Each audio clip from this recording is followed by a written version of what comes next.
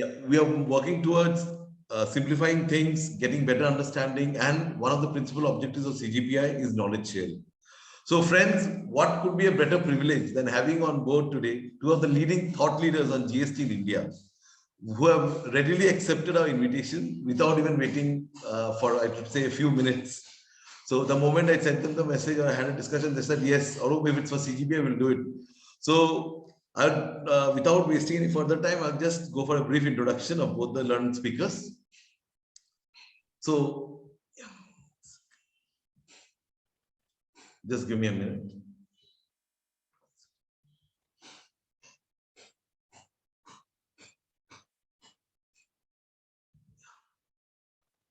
So today, one of our speakers is C. Archana Jain. She is the principal advisor in indirect taxation at Tiger Law Corporate. Ma'am is a qualified chartered accountant and a law graduate, having more than 13 years of cross-functional experience in accounts, finance, and indirect taxation. She is being providing advisory and litigation assistance services in relation to indirect taxation to some of the leading multinational corporates and enterprises for more than a decade. She has also had the credit of representing corporate houses at service tax, VAT, GST, customs department for litigation issues, including but not limited to appeals and refunds. And she has also represented before CESTAT and ITAT. As far as the speaker is concerned or a knowledge sharer, she is a speaker at various seminars held by FICCI, PhD Chambers, ICAI, and I'm sure the list is huge, but since there is a space restriction on PPT slides, I cannot include all of them. She is also a trainer at NASIM for central government officers. She's been a trainer for senior government officers of the department for various critical issues, out of which one of them is refund. She has shared her knowledge and experience at over more than 200 seminars and webinars on various issues related to indirect tax. So I would join each participant today on the meeting in warmly welcoming ma'am to CGPI and the deliberation today. Thank you, ma'am, for accepting our invitation. Next, we have another legal luminary whom we have the privilege to hear today. I hope most of us know and don't need his introduction, but since it's a custom of the to introduce the learned speakers, I would like to not miss that opportunity. So we have Advocate G. Natarajan with us today. Sir is a senior partner of Swami Associates. He's an advocate by profession and he's also an associate member of ICMA, ICWA. He's a senior partner and heads the national operations of the firm Swami Associates, which is headquartered at Chennai and which is having a national presence and with special focus on excise, customs, service tax, and allied laws. He has over a decade of experience in the customs and central excise department, okay, and more than about 18 years, I would say close to 2 decades of experience in all benches of CESTAT and various high courts and Supreme Courts. We all know as to how he has presented the matters in VKC footsteps, which has become a matter of, I should say, encouragement for many young professionals like us with the kind of PPT presentation that he had done. And I'm being told by other people who were present at the recent hearing of Mohit Minerals that he again presented through a wonderful PPT presentation, which was really appreciated by the Honorable Bench. So we are also very happy to share that Swami Associates has been awarded the Silver Trophy in Tax Online India National Taxation category in the category of facilitators and intermediaries. This is an award which not only reflects the kind of acumen that the firm has, but also the kind of knowledge that we are going to get today. So G. Natarajan is also a well-known writer on the subject and has more than 500 articles, having been published in all the leading magazines and portals. You may name any of them and he's written articles on them, whether it's ELT or the Service Tax Online, Tax Sutra, Tax Scan, Tax Management India, Taxman. And apart from this, he also has a book on demystifying GST on construction industry, which is one of the toughest areas of GST, I would say. When sir is not busy with his court matters or preparing for the presentation for the appearing before the courts, he regularly gives presentations and lectures on indirect taxation, including GST, before various industrial forums, professional forums, government departments, and also NASIM. So, sir, please do accept our warm invitation to CGPI today. Thank you so much for coming, sir. Thank you.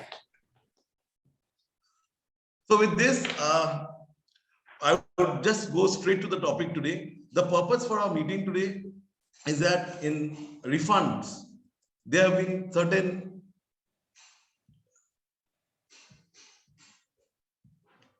So in refunds under GST, there have been a lot of queries that have been coming to us in the different social media channels that we have. So we thought from CGPA that one of the pillars of GST, which is refund, that needed a much deeper introspection. So today we are going to deal on some of the aspects of refund under GST.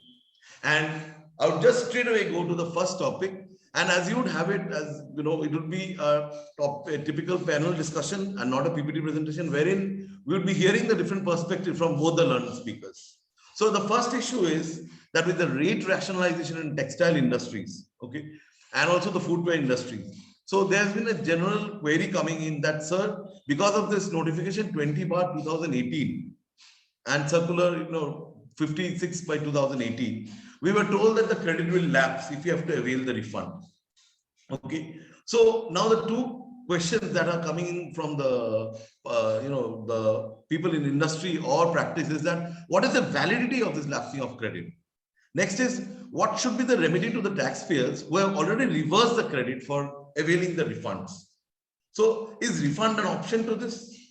So to discuss this, I would first of all like to go to ma'am C. Archana Jain. Over to you, ma'am. Thank you so much, sir. And good evening, sir. Good evening to all the participants. First of all, I would like to thank CGPI and Arup, sir, for giving me this wonderful opportunity. And it is, trust me, Natarajan, sir, it is a dream come true that I'm the person who has learned so much from you, and I'm always learning from you. And today I'm honored that I'm sharing the platform with you. So it is indeed one of the best day of my professional journey till date, sir. Thank you so much. Okay, sir. So we'll start with this Ma'am, you have point. to be, ma'am, can you be a bit louder, ma'am? Okay, am I audible, sir? Yeah. Okay. So, as far as my opinion, I'll be representing the SSC's opinion on this lapsing. The notification 5/17 was very well within the power of section 54 subsection 3, which says that yes, the department, the government, the lawmakers has the power to decide on which supplies the refund of inverted duty structure will be awarded and on which supplies they have the right to restrict the same. I totally agree with that. But if we have to see that section 54 is only dealing with the refund of taxes, there is no such mechanism apart from that where any such power of anything else apart from the refund granting power has been awarded under section 54 of the CGST Act 2017. So when we are talking of lapsing, which has been done by the notification 20 and the same has been clarified or explained by circular 56, they both are stating that the power given under section 54, they are coming up with this lapsing power. But I fail to understand from where they have derived the power to lapse, because 54 subsection 3 or even 54 section only talks about the provisions of refunding. They have given the power only to notify the provisions, the procedures, or the limitation under which the refund has to be granted. But nothing has been mentioned in the act where it is mentioned that they have the power or they have the even the authority where they can deny the credit or where they can deny the refund. Sorry, they can ask for the lapsing of that credit, because the award of credit, the eligibility has to be defined under section 16 and not under section 54 by any chance. Whatever has been, there has been specific statutes like section 17 subsection 4 or section 18 subsection 4, where they have the power of lapsing. They have given the specific power where they have defined that yes, under these provision, whatever they are taking, that has the power to lapse the credit. But under section 54, there is no such power. And both the notification, as per my understanding, were earlier also ultra virus. The same Some disturbance.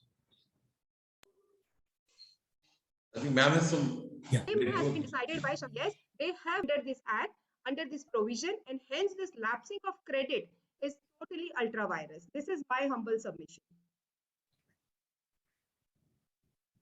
Yeah. Yeah. Very good evening to all the participants, and thanks to Arup for calling me to this esteemed session. Very good evening to all the participants. I fully agree with whatever Madam has said. See, this refund, giving this inverted rate refund itself is a new concept under GST. We did not have it under our old legislation. In a way, it is very good because by and large, the inverted rate structure has not been there for many of the products. For some of the products, due to various reasons, the problem of inverted rate structure is there. But the government has come out with a mechanism that the refund has to be given. The intention is very good, but the way in which the benefit is sought to be restrained by various means, that is really unfortunate. Maybe they would have thought if you are giving everything, what will be the financial outflow? So that might have been one of the reasons. So coming to this particular aspect, certain textile products were kept outside the ambit of this refund. Certain goods were not eligible for the inverted rate refund. Even though the problem of inverted rate was there, they were not eligible for the refund. From a particular time, that is from 1st August 2018, these textile goods have been made eligible for the inverted rate refund. So the natural consequence is whatever credit they are taking from that day onwards, that will be eligible for the refund. Obviously, whatever credit they have taken prior to that date, that may not be eligible for refund. There is no doubt on that particular aspect. But for that purpose, why that balance should be lapsed by the government? There is no satisfactory answer for that. They can very well say that this refund will be eligible only for the credits earned after the particular date. That is already taken care of in the formula. Because the formula talks about if you are filing the refund claim for a particular month, we can take into account only the credit taken in that particular month. Any credit taken prior to that period cannot be taken into account at all. So that has been taken care. So there need not be any worry that people may try to claim refund of the old period also. It is not possible. By virtue of the formula, it is not possible. So they should not have restricted it at all. The second fear could have been, we may be using the credit, the old credit for payment of the tax. But what is the problem? There is nothing. Once the credit is credited to the electronic credit ledger, it goes to the common pool. It doesn't make any distinction whether it is old credit, this is new credit, after eligibility, before eligibility, nothing of that sort. That is first thing. Second one, in the formula also, the turnover of the inverted rated goods divided by total turnover into total ITC. So we are arriving at the proportionate credit attributable to the inverted rate products. From that, we are going to reduce the total tax payable on the inverted rate structure. So there also, this old credit will not vitiate the refund entitlement at all. But I don't know what has gone into the mind of the government. They came out with a notification and circular saying that the whatever credit that was balanced available on 31st July 2018 shall lapse if you want to claim the benefit of inverted rate refund after the particular date. Many people, since they wanted the refund badly, so they have reversed the credit already. And wherever the credit has not been reversed, the refund claims have been rejected and appeals are pending. So both types of situations are there. So in my view, what is the way forward? Wherever the credit has been reversed already in order to claim the refund, so claiming refund of that particular reversal may not be a proper mechanism because that does not provide for that. Rather, what I feel, we can give a letter to the department saying that going by the legal provisions, there is no provision to lapse the credit at all. The notification is clearly ultra vires. So allow me recredit of the same. So like that, a representation can be given to the jurisdictional authorities. Obviously, either they will not act upon it or they will reject it. So after that, it has to be taken by way of a repetition before the jurisdictional high court. So there we have to highlight that this lapsing is absolutely without any statutory basis. And rather, this credit, let it allow. In future, they can use. If there is any other opportunity to use the credit, it's a validly earned credit. Section 16, it is validly earned. It is not a credit which is prohibited under Section 17(5). So they should be allowed to keep the balance. And whenever it is possible, they can use it. Suppose tomorrow they may go for a different line of business. They may add more line of business where there is no restriction of one-to-one correlation. So this credit, which has already been earned, is the right of the assessee, and it has been taken away without the authority of the law. So I think that way it has to be challenged before the High Court once the department rejects it. Yes, Mr. Radu. Thank you, sir. Thank you, ma'am. I think that sums up the entire thing, that the options that we have under this particular stage. So now going quickly to the next topic, which is again very a debated topic right now. since the suo motu order of the Honorable Supreme Court has come in, whether application will include the word application or not. So it's about the application of applicability of SC or Supreme Court order extending the limitation period for filing of refund claims. So we recently also had a Madras High Court judgment in JNB Infra, wherein it was also dealt with. So I would have primarily two questions from the point of view of the taxpayers, that considering that the time limit is extended as per the suo motu order of the Honorable Supreme Court, how can we deal with the refunds? Whether we should, file it after this, and up to which time we can file the refunds. So these are the two basic queries that we are having from the taxpayers. So what do you, ma'am, first? Thank you, sir. So this is very, very critical aspect because section 54 has two components. Ma'am, you have to be thoda sa louder. Okay, am I audible now? Yes, ma'am. Okay, so section 54 has two components. One component is with respect to the refund, and the other component is with respect to when I have to file that refund. Because section 54 subsection 1 talks about a timeline of 2 years, but that 2 years has to be counted from which day? That is really, really very critical question. So when I go to the section 54 itself has the answer where they have mentioned that what relevant date has to be. Now the relevant date is such a critical aspect because if I see that even there is no condonation, even if my application is delayed by one single day, my whole of the refund will be gone because there is no power of condonation in refund. So what I have to see is for relevant date, I have to see the explanation where they have said that, okay, in case of goods, you have to see when the goods leaves India, that means your net export order date. In case of services, they have given two parameters, the date of receipt of your foreign currency, foreign convertible currency, or the date of invoice, whatever the matter has been.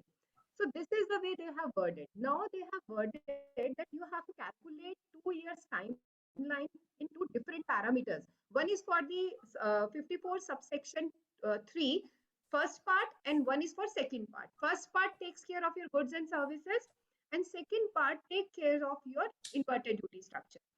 So in case of a relevant date provision, there was a different critical aspect. Clause 1, relevant date 1 was taking care of goods, 2 was taking care of services. Then similarly, there was a clause E, which was taking care of complete section 54 subsection 3 before the amendment of 2018, which was made effective from 1st of February 2019. So that is one different aspect that we will be touching in later part of the day. But today I'll just talk about this refund provision as on date. So I have to consider 2 years. But as now even the Madras High Court has given a direction that yes, this refund also has the benefit of the Supreme Court suo motu extension. So we still have the time. So whatever was the last due date of March 20, that has been still extended by virtue of the Supreme Court writ petition judgment, and this will be helping all the refund application, whatever has been filed or whatever has ought to be filed by March 31st March 2020. So we still have the time period to make the application because 90 days are yet to expire from the last date, that is from 8th of October when Supreme Court has withdrawn this SLP. So still we have somewhere around a month or so in our hand to file the refund application, for whom the last due date was 31st March 2020. This is my understanding with this judgment. Thank you, sir. Yeah, this refund is always a phobia for the department. Whenever it comes to the question of refund, they will see what are all the ways and means available to reject a particular refund. So maybe in another 10 years time, there will be a mindset. See, for example, nowadays income tax refund, we can't even imagine that things will be happening so smoothly 10 years back. We always used to wonder, so whenever there is an income tax refund is due, how difficult it was to get it some 10 years back and how things are moving nowadays. So hopefully one day under GST also, under GST regime also, refund will become so automatic and technology oriented. That day is not far off. So coming to this particular aspect, if you see that Supreme Court judgment on extending the due date, it covered not only suits, appeals and all, they also referred to quasi-judicial proceeding. So refund processing is a quasi-judicial proceeding. It is not a mere an administrative action where the assessee makes a claim. The claim has to be examined with reference to the legal provisions and a speaking order has to be passed. So refund is certainly a quasi-judicial proceeding, and that initiation of that quasi-judicial proceeding is in the hands of the assessee. If it is a departmental proceeding, the department will start the process by issue of a show cause notice. Whereas in case of refund, the process will be initiated by the assessee by filing the refund claim. Anyway, that does not make any difference. The proceedings are exactly a quasi-judicial proceeding, and the Supreme Court order covers quasi-judicial proceedings also. So there should not have been any problem in following the beneficial judgment of the Supreme Court, even for filing the refund claim. But unfortunately, that was not to be the governmental view. They issued a circular. Even if you see that circular, they have not specifically said this will not apply for refund. There seems to be some confusion between the first part of the circular and the second part of the circular. In the first part, they agree that refund is also a quasi-judicial proceeding.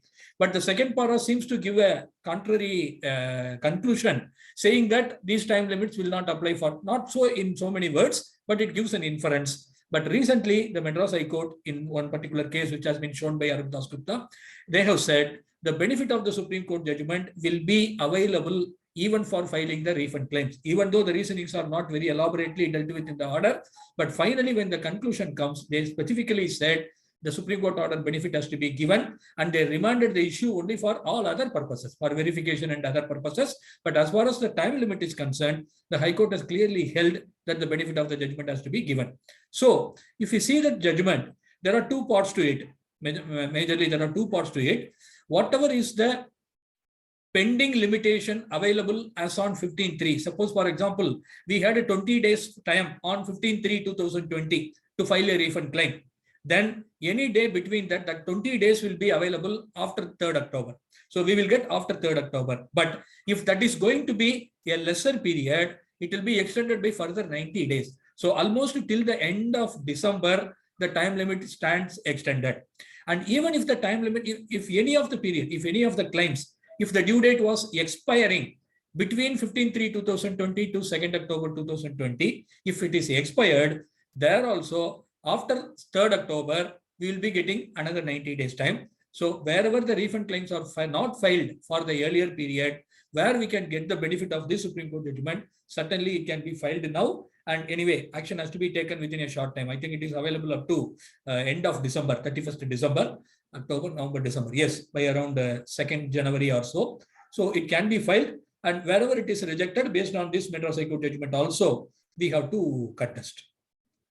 My one more thing is that yes, many refund has been rejected on the ground of time limitation. So Yeah. either the appeals are pending, or maybe the assessee has not filed anything in that case also. So this is the high time to take an action for that also, so that before their right gets exhausted, it is better to at least fight for their right. Yes. Even if they have not filed the appeal, they also get the benefit of the Supreme Court judgment, and now the appeal can be filed. Now the appeal can be filed. So I think it is time for everyone to gear up and file the refund. As sir has correctly said, the refund has never been a good thing for the department side of people sitting on that side. So sir, that means relevant date has been extended for all the aspects. Yes. Goods, services, and even if something has been lapsed in this period, my rights of appeal, my right of filing any submission, so everything stand as an extended because of this SLP. There is no doubt about it. Yes. Yes. Aru, are you there?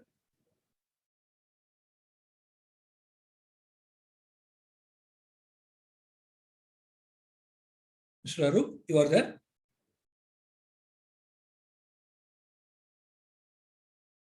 One second.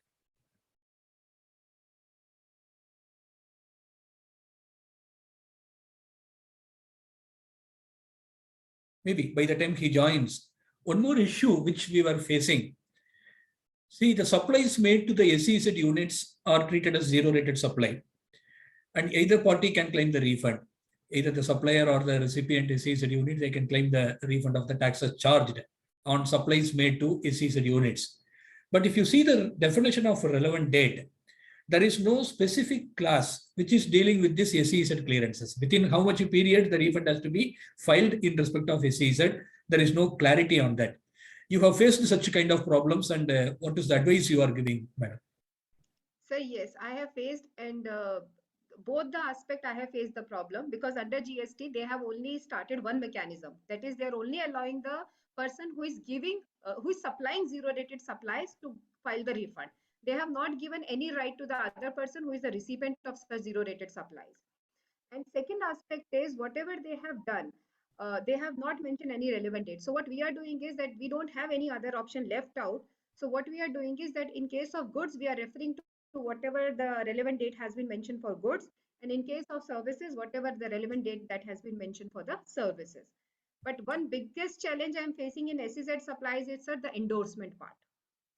All the endorsement per se goods, it's still a valid thing and it still is a doable thing. But when it comes to services, I mean, most of the officers deny to give the endorsement, and they say we don't have any mechanism to check whether you have actually received these services or no, or there is a collusion between the supplier and the recipient. So in that case, it is really a genuine hardship that I am not able to get the invoices endorsed. And so in that case, my refund is hampered. One more interesting issue under this SEZ is, sir, which I would like to highlight, is when there is a distinct person and related party, like what section 25 subsection 4 talks about. So in that case also, it is very, very difficult to make them understand that there is no requirement of receipt of FIRC, because this is a zero rated supply and not export of services. There has to be a distinction between zero rated supplies and export of services, because section 2 subsection 6 only talks about zero export of services, where the condition has been mandated, and one of the condition is that the money should have been received and FIRC should be there. But when I talk about zero rated supply, there is no such condition that has been mentioned. So they always ask us, where is the FIRC? And when it is a related party distinct entity, then there is no requirement of making any such payment, because that has also been clarified in the Act itself. So in that case also, we are facing huge hardship in getting our refunds done. So these are the few of the important things. And there is a circular, internal circular issued by the Development Commissioner Mumbai, where they have said that, very categorically they have said that in case of services, all the invoices has to be self-endorsed by the recipient. But the department is not taking cognizance of that, and they are straight away denying, because they are just quoting Rule 89, where they have incorporated this endorsement for both goods and services, without giving us a mechanism that how these things can be concluded or how these things can be pursued. And one of the major shortcoming with respect to SEZ is, sir, that if I am a SEZ, I am the recipient of supplies or goods, and the other person does not want to take the bothersome of LUT and he's charging me the tax, or the bank, where the bank are charging GST to me, I don't have any mechanism to get the refund. Because initially when GST was implemented, there was no separate category of SEZ. So I also got registered myself as a normal taxpayer. My registration was of a normal GST taxpayer, and there was no separate entity of SEZ. So that point of time, even if somebody was supplying in zero rated supply, he was not able to take the column in the return aspect, and he was charging. There were many suppliers who were charging. So now I have the accumulation, because when I'm an SEZ supplier, I don't have anything to charge tax on, because the other person will be filing the return as per custom law, whosoever is buying goods from me. And if I'm doing an export, then also I cannot charge anything. So what to do with that accumulated, because they have yet not started any mechanism to grant the refund to the SEZ recipient also. So these are the few hardships. No, can it not be an ordinary ITC refund like any normal exporter? Being an SEZ unit, they effect export. So as a normal taxpayer who is exporting, the special mechanism, which is the option is given either for the supplier or for the recipient SEZ unit to claim the refund. I think you mean in the portal that facility has not been made applicable, where the SEZ unit claim the refund. Correct. Can they claim the refund like a normal exporter claiming ITC refund under 54(3)? Can it be done? Sir, only on that component where the other person, like they are doing the export, where they are actually exporting the goods out of country. But when they are doing the domestic supply and the other person is filing the, paying IGST on the custom, that they are not allowing, because that is not the export. And that turnover is not even reflected in GSTR1, because of the instruction 9, that they don't have to report. So there is a complete mismatch between my GSTR1 and my GSTR3B. and the turnover is not mapped, so there is no mechanism for me to get the refund in case I'm supplying DTA. Somebody, Mr. Sharavan Kellot has raised the hand and he has also said something. Sir, are you able to unmute yourself or somebody has to? So I'll unmute him, sir. Yeah. So shall we take the questions at the end? Yeah, maybe, yeah. We'll take the questions at the end. Yeah. We'll complete the deliberation maybe. So we'll take all the questions at the end. Yeah. Maybe you can move forward. Arup. With the topic again, sorry for a technical issue which I'm having the laptop, so I had to join from phone. So, sir, thank you for the SEZ refund clarification. I think that is essential because we have a lot of doubts from this particular area which is not much dealt with. So now another important thing is the judgment in VKC footsteps. So if you could actually elaborate on to what would be the position that we need to take on this and what would actually happen to the refund applications that are already filed. So should we withdraw them and how should we take this forward? Considering that VKC's footstep is very close to your heart and you have fought it very strongly. So with that point of view. Yeah, it has now become final almost that inverted refund is only for inputs and not for input services. Supreme Court has clearly said that. And on that alternate point, which I have raised, that yes, we don't want the refund. We don't want the refund. But while reducing the tax payable, you are reducing the entire tax payable by me from my refund entitlement.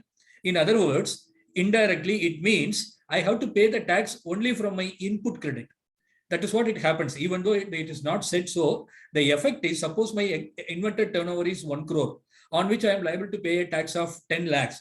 That entire 10 lakhs is reduced from my input credit.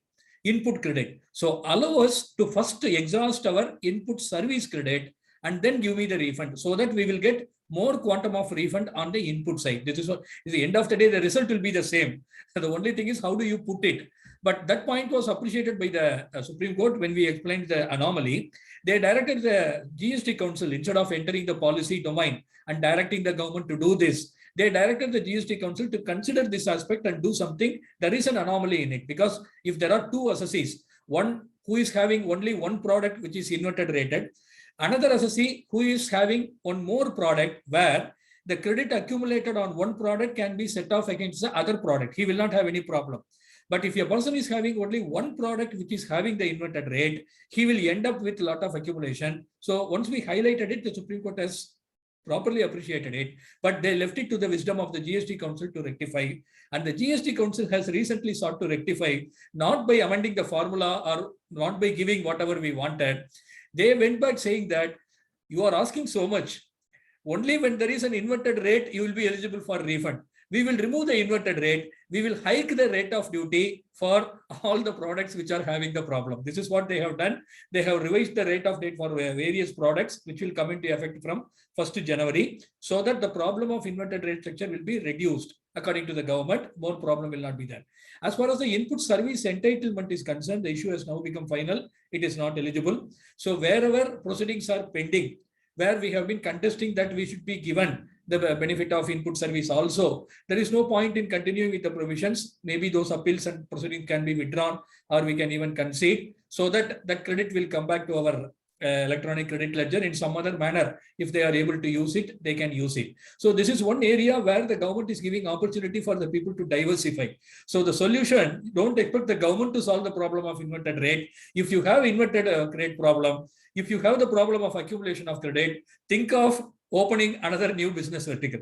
Look for more avenues, start new business where you will be able to utilize the credit earned on one particular commodity for another particular commodity. That seems to be the new version of Make in India campaign, promoting the entrepreneurship in our country. And wherever appeals have not been filed already, where they have got only for input, nothing remains to be done. And wherever people are contesting on various grounds, I don't think any further grounds are available beyond this particular decision of the Supreme Court. Nothing has been left. All points have been argued and the court has answered everything. So it is better to give a decent burial to that issue and move forward. Sir, I have one thing to. Ma'am, I want to your views. No, I just have one more thing to ask department, who has said that now we will be changing the rate and all the rates will be applicable from 1st of January. What about the trader? who has the goods already in his stock. On 31st of December, he must have some goods left out. It is not possible that everything has been exhausted. So on 1st of January, the same goods will be bearing another tax rate. And if he's selling on MRP, what he's going to do? Manufacturer may alter the MRP, but what about the traders? I mean, they have not thought about this thing. And I mean, there is a stock. So now it is his loss because of this inverted duty structure, because he's not able to recover that extra component of 5 or 6 or 7%, whatever the differential tax rate has been. And secondly, I was of the understanding of the opinion before this Supreme Court judgment came that the word input has been used as a generic word, just to give some kind of symbolic to what input means. The intention and the lawmakers, I don't think so, had any kind of interpretation the time they have drafted the law, that it is going to affect only the input word. I mean, which has been so strictly worded and so strictly interpreted. But that now, I mean, I don't know how this whole thing has evolved, but still, I am finding it difficult to digest that input does not have the component of input services in it. So, I mean, really a very hard thing for me as a student to digest that it was not a generic term. Yeah, it was one of the, it was actually the first argument which was taken by many of the councils, saying that the word input should be given a wider meaning. You should not restrict it only for the input goods. It should cover the input services also. But that was not accepted by the Supreme Court.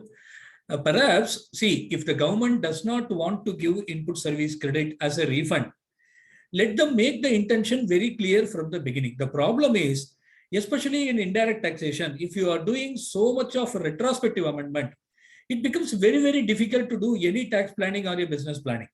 See, that is the biggest problem.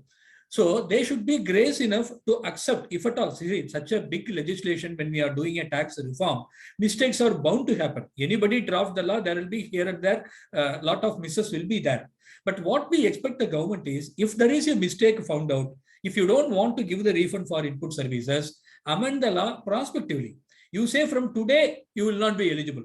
Because originally, this is happening so many times. See, for example, whether education sys credit can be transitioned or not, there is a retrospective amendment. Whether for filing the Tran 1 time limit is mandatory or not, there is a retrospective amendment. So how many retrospective amendments? How many retrospective? Vodafone retrospective amendment we did. And finally, we had the courage to go back and correct the particular thing after so many years. But under GST, I don't know whether all these decisions are taken at a political level or at bureaucratic level, because on the one hand, the Prime Minister has gone on record in one of the meeting. He said, retrospective legislation is a thing of the past. In one of the business meetings of some international forum, he said, I have the clipping also. So he said, retrospective amendment is the thing of the past. We will never, our government nor any government will repeat the same. These are the exact words said by the Prime Minister. But I don't know the amount of retrospective amendments that they have done in GST law, whether all these things are brought to the knowledge of the Finance Minister or even Prime Minister, we don't know. So we have to highlight, like forum like CGPA, this is what is happening at the field level. If you don't want to give it, no problem. You say that from today you are not eligible. Accordingly, we will adopt our business practices. We will revise our price. We will do something. But instead of making a legal provision very clear, allowing things to happen, after 2-3 years, if you are able to correct your mistake retrospectively, who on the earth will have that luxury? Can I commit a mistake and correct it retrospectively? It's never possible for me as an individual. But government has got that particular luxury, and especially when in indirect taxation regime, that is hurting us very, very badly. So as a policy level, if you say that we never wanted to give refund, we are happy. We are okay with it. We will live with the problem. But don't say that with a retrospective effect. That is our biggest grievance. Sir, same fate I think we are expecting in Safari retreat also. Yeah. We are waiting for that also. Yes, Mr. Arup, you are there?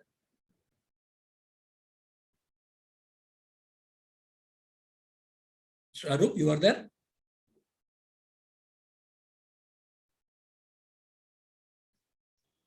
Yes, sir. Yeah. So thank you for this. I think this is given a clarity as to how it is happening. So now about the second important thing is about the amendment in the relevant date. So that is again an issue which is bothering many of us. as to how does it actually impact us and how do we take that, going forward in terms of refund? Because the amendment is sudden and many of the taxpayers are not sure as to how the amendment should be addressed to.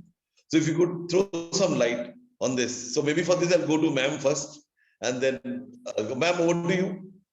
Thank you, sir. I'll just touch upon my service tax regime. There was a notification called 5/2006 under service tax.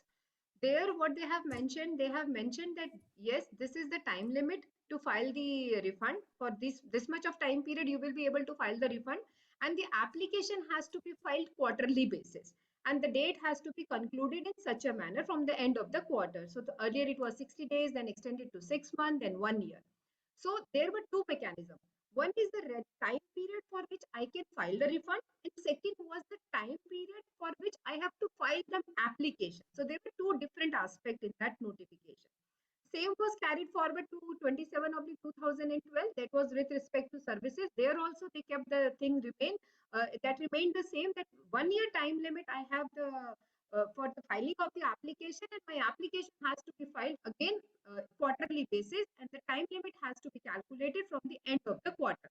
So similar thing they have when they have migrated to GST. I think they have adapted the same thing, and that was visible from the relevant date that was having these clause E in the relevant date provision.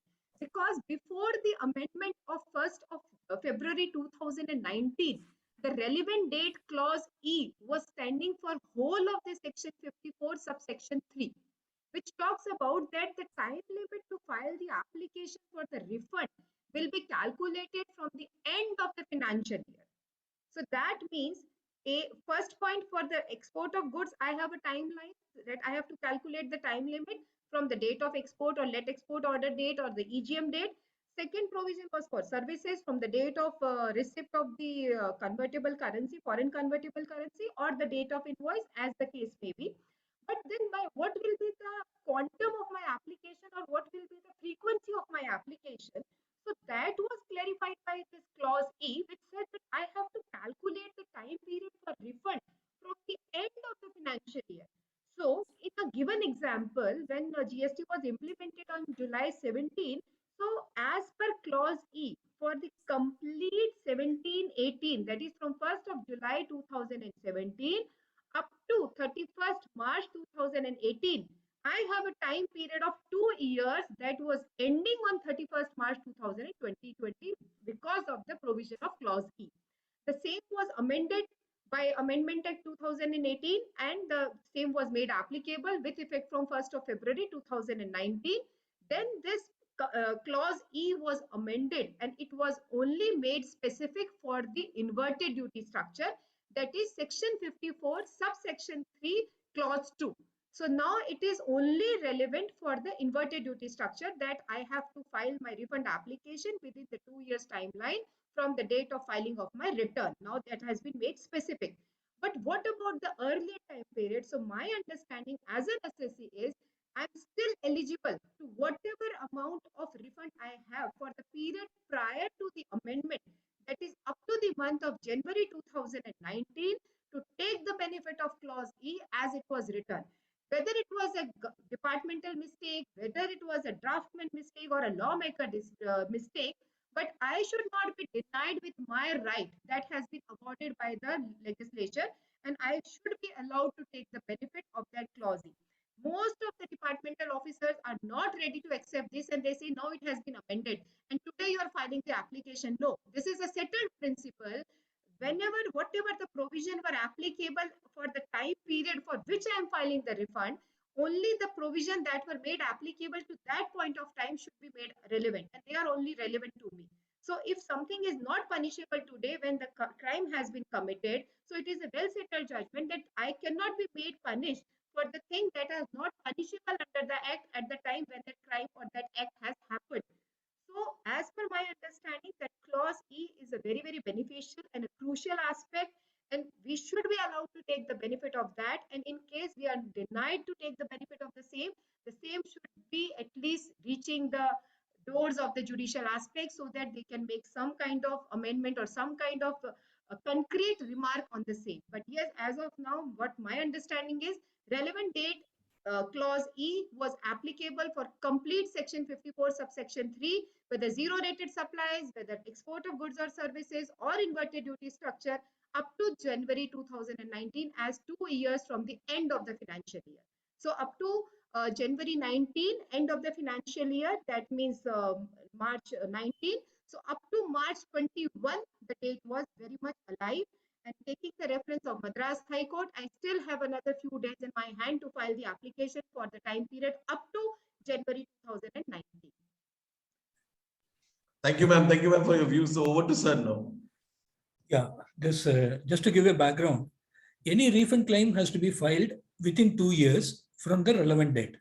So what is relevant date? That is given by way of an explanation under section 54 for different situations. For export of goods, there is a specific clause which says the date on which the goods are crossing the borders of India. From that day, you will get 2 years. For services, based on the time when we are getting the foreign exchange, from that point of time, we get 2 years period. These are one set of the provisions. There was one clause E, which said, for any refund under section 54(3), you will get the time of 2 years. The relevant date will be end of the financial year. I'll just give an example. In the month of July 2017, we exported some goods. July 2017. We have to claim ITC refund for that. If you apply class A, let us assume on 15th July, the goods have been exported. 15th July 2017. So if you apply class A, the refund claim has to be filed before 15th July 2019 because 2 years from the date of export. But at the same time, class E said any refund under 54(3). 54(3) covers both refund, export refund as well as inverted refund. That will give you time 2 years from the end of the financial year. The financial year is 17-18, 31/3/2018. From that day 2 years, so we get time up to 31/3/2020. So till that class was amended with effect from 1/2/2019, we had 2 provisions defining the relevant date which are equally applicable. When 2 provisions are equally applicable, it is a settled law that the beneficial one has to be adopted because it is after all a procedural thing. This is not defining the substantial entitlement for refund. This is only the time limit, which is a procedure. When in the procedures, when there are people, if I say that a liberal view has to be taken, the immediate answer from the department will be Supreme Court Dilip Kumar. So for everything, it is Supreme Court Dilip Kumar. But here it is only a procedural time limit. When 2 provisions are equally applicable, there is no doubt it will apply equally. The beneficial one has to be adopted. That is the first point. Second one, after the amendment, 1/2/2019 is the date of the amendment. Even after that, any refund claims pertaining to the period up to January 2019, it should be governed by the old provisions because this amendment is not a retrospective amendment, unfortunately for us. So the time limit which was applicable during the period in which the refund claim arises, that should be followed. This aspect has been exactly held by the larger bench of the tribunal. I will just give the citation in the chat box. Rajasthan Worsted Spinning Mills, that in that particular case, the tribunal larger bench, it's also in a similar situation where the refund claim period was reduced. When the refund claim period was reduced from a larger period to a smaller period, the larger bench of the tribunal has said that whatever time period was applicable during that particular point of time for which the refund is being claimed, that should be given the benefit. So the same logic should apply here also. So the old provision will apply for the period up to 31 January 2019. And somebody has asked for the citation of the Madras High Court saying that the Supreme Court judgment is available. That also I will put in the chat box now. Yes. Thank you very much, sir. Thank you. So I think with this, we'll go to the another crucial aspect of today's discussion, for which the hearing is going on right now, and we are expecting, things to move. Let's see. So the issue is about the ocean freight, the reverse charge that needs to be paid, and the matter is Mohit Minerals. So we would like to know as to what would be the position as on date on this particular issue, as it is being heard by the honorable benches of the Supreme Court. And second question that we are getting from many queries is that can we file refund for payments under RCM, which we have already made the payments for RCM, but where ITC was not availed. So what should be the position if the verdict goes in either ways? Then what should be the position that a taxpayer has to take in this? So for this, I would go to ma'am first for her views, and then from ma'am we'll go to over to Natarajan sir. Ma'am, over to you. Sir, ocean freight has been always a very critical aspect. And I mean, every year on 30, before 31st September, we look forward whether they have extended the date for export ocean freight or not. So that is one aspect. And another aspect is this import. So I know there are many articles under Constitution of India where they have empowered that yes, the legislature, parliament has the power to tax. Now both the thing like state and center, they both have the power to charge the tax. And there are two different provisions. One is section 5 subsection 1 and section 5 subsection 3 of IGST. So all my import and export are governed by my IGST Act under GST, and 5.1 talks about the goods where it says very clearly, it says that the valuation and the tax provision has to be considered from chapter 3 of customs. Similarly, if I talk about 5 subsection 3, so there is a reverse charge mechanism. On that, I have to pay tax, again taking the reference of the valuation that has to be taken care from customs only. So now they have given this notification 10 oblique 2017, where they have said this entry number 10 is there, which says that yes, who is the recipient of the services from any person who is in a non-taxable territory and providing you the transportation service.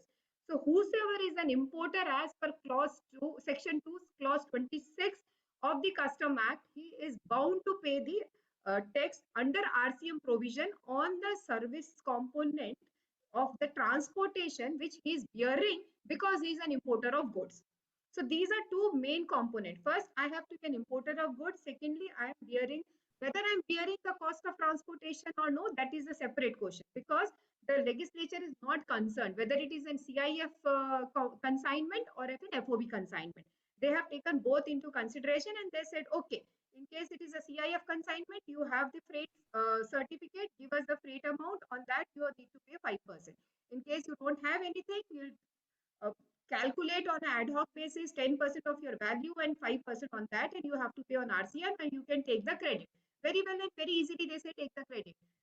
My grievance was, what if I am into inverted duty structure? So again, I have to accumulate and there is no mechanism to get the refund of the services also. So double jeopardy for me. One, my working capital blockage, and one is that I will not be having any kind of refund, and again my cost will be inflated.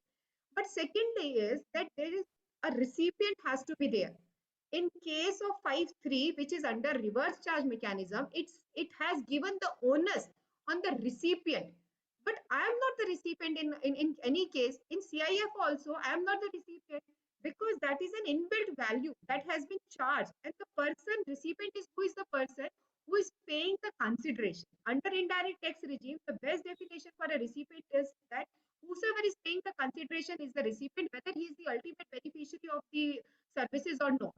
So here the person who is sitting outside the territory of where the jurisdiction of GST is falling, he is the one who is the recipient of the service for the transportation. He is paying the consideration and he is delivering the goods to me. When I am not the recipient of those services, then how can a deeming provision can also be invoked by virtue of any of the interpretation or any kind of imagination that they are making me liable to pay tax under reverse charge provision without making me a beneficiary of those services, direct beneficiary of those services. So this is one thing which is completely ultra virus, and that is the point that has been highlighted under Mohit Mittal also. And we have to understand that in case of an indirect tax regime, when we are making him liable or the onus is being put on that you have to pay at a reverse charge, that means I have to prove myself as the recipient of that particular service. So under this, my understanding is that this is complete violation of the principle, and there has to be a very I think there has to be some kind of clear demarcation whether I am a recipient of those services or no, because the wording of that particular entry number 10 is worded in such a manner that it is making an importer, whosoever is an importer, an onus to discharge the payment of taxes without making him consider as a recipient of those services or no. So my understanding is this is an totally unconstitutional deeming provision by virtue of which they are making an importer make the payment of the taxes. where he is not at all the recipient of the services that has been supplied by the transporter who is sitting in a non-taxable territory. Thank you, ma'am. So, sir, over to you for your views. Yeah, this issue, whatever Madam has said, all these arguments are now before the Supreme Court. Almost for 9 days, the hearing was going on, and it has not yet been concluded. Day before yesterday, ASG has started his reply, but it could not be finished. So the Supreme Court is on vacation, so they adjourned it for 11/1. From our side, we have finished our arguments. The main arguments were about the extraterritoriality. When something is happening between two foreign persons, the exporter is booking a foreign shipping line. How in India you have the power to tax that particular transaction? This is one of the basic challenge. And arguments on double taxation, because including the entire value we are paying customs duty as import of goods. Again, you are vivisecting a component of it and taking the service and levying another tax. So it is a double taxation. That is also another argument which has been put forth. So my point of argument before the Supreme Court was, I'll elaborate it a little further. So the government tried to justify this on the ground.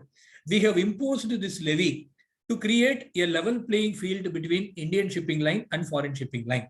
So otherwise, Indian shipping lines are liable to pay the tax, whereas foreign shipping lines are not liable to pay the tax. So people are moving towards foreign shipping lines. So to create a level playing field, to give a fillip to the Indian shipping industry, we have done this thing. This was the argument of the government. How that particular argument was not correct, I have explained it with a clear example. See, before 2016, import was not taxable. It was under the negative list.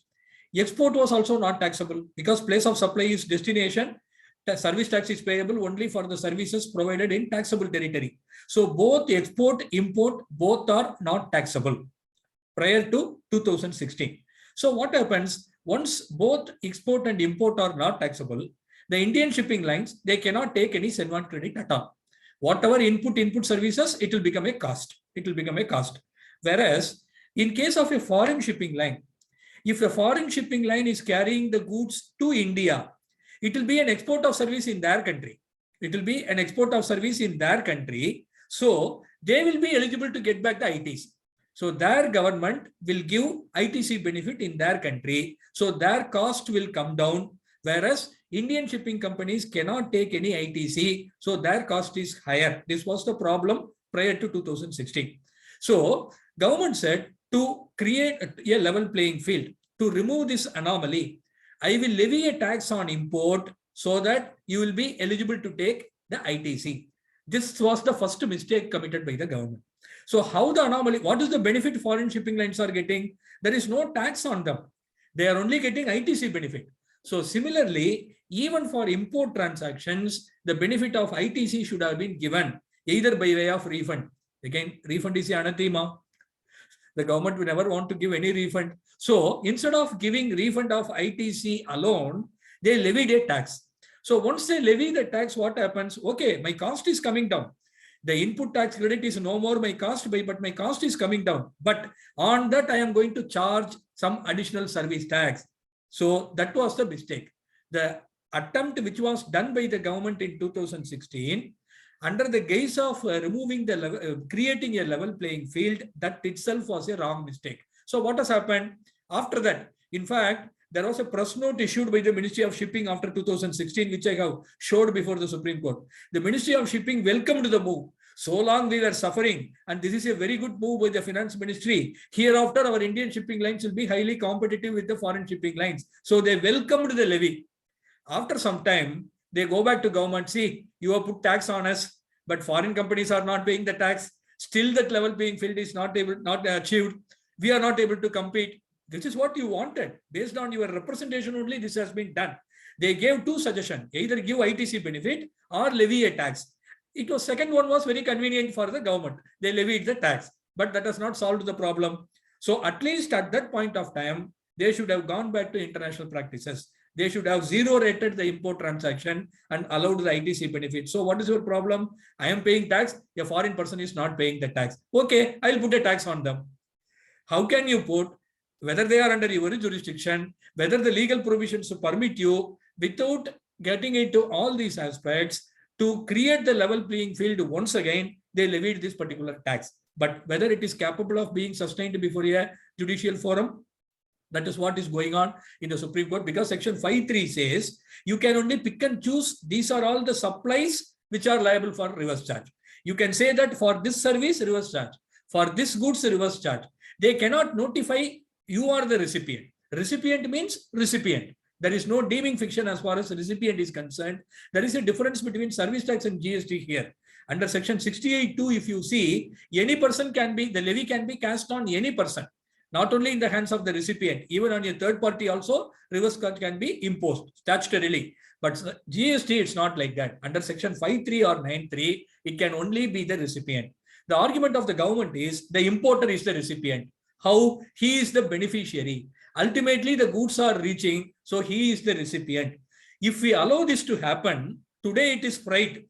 Tomorrow they may complain, see, there is some engineering services availed by the foreign exporter in his country. There he is getting ITC, whereas Indian manufacturers, they are not getting the benefit. So there will be no end to it.